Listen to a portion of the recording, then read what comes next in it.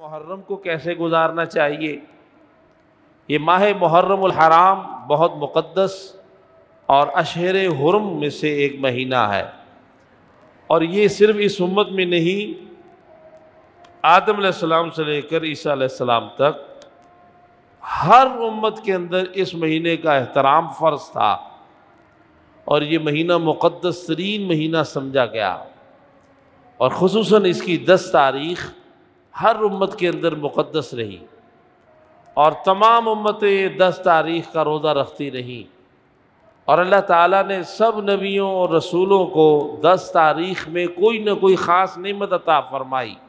اور ان کی کوئی حاجت روائی اور امت کی مشکل کشائی 10 محرم کے دن فرمائی۔ اس 10 تاریخ کا ہر امت سے ایک تعلق رہا ہے، اور وہ احترام کرتے اور اس دن کو مقدس سمجھتے اور روزہ رکھتے۔ نبی کریم صلی اللہ تعالیٰ علیہ وآلہ وسلم نے خود محرم گزارنے کا طریقہ بتایا۔ تو حضور جب مدینہ شریف ہجرت کر کے آئے تو یہودیوں کو دیکھا کہ وہ 10 محرم کا روزہ رکھتے تھے اور پاک صاف ہوتے اور بہت عبادت کرتے۔ آپ نے پوچھا کہ یہ کیا وجہ ہے؟ تو یہودیوں نے کہا کہ موسیٰ علیہ السلام کو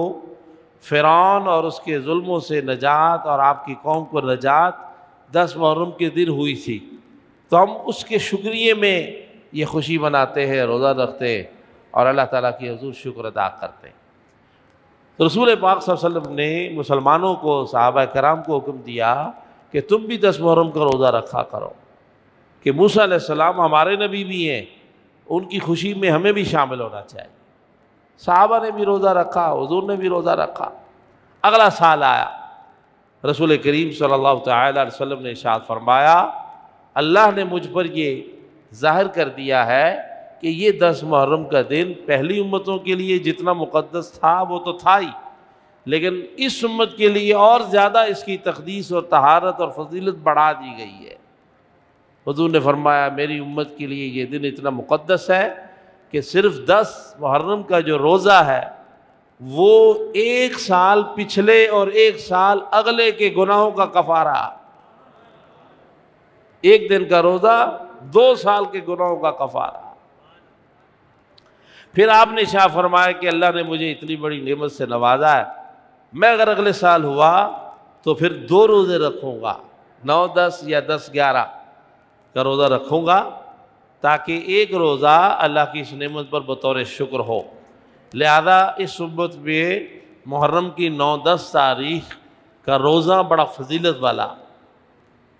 اور اسے رکھنا چاہیے۔ پہلی امتوں میں یہ فرض تھا، اس امت میں سنت مؤکدہ ہے،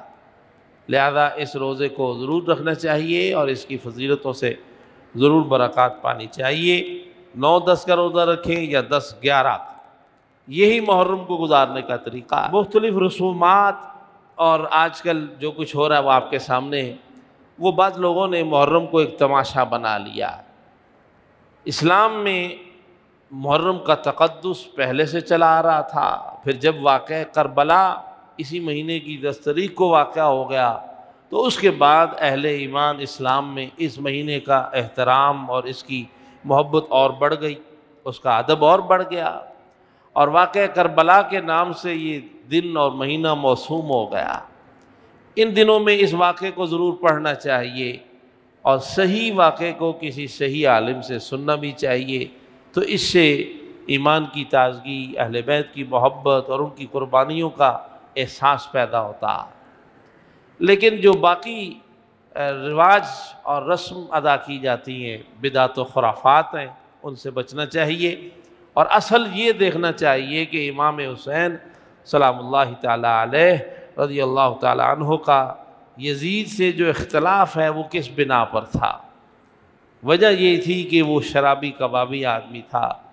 نماز کو اہمیت نہیں دیتا تھا، قرآن کے مفاہیم کو بدلتا تھا، بدعتی تھا، ناچ گانے میں بہت شوقین تھا، مختلف اس طرح کی اس کی برائیاں تھیں، جس پہ امام پاک نے اس کے ہاتھ میں بیعت کرنے سے انکار کیا۔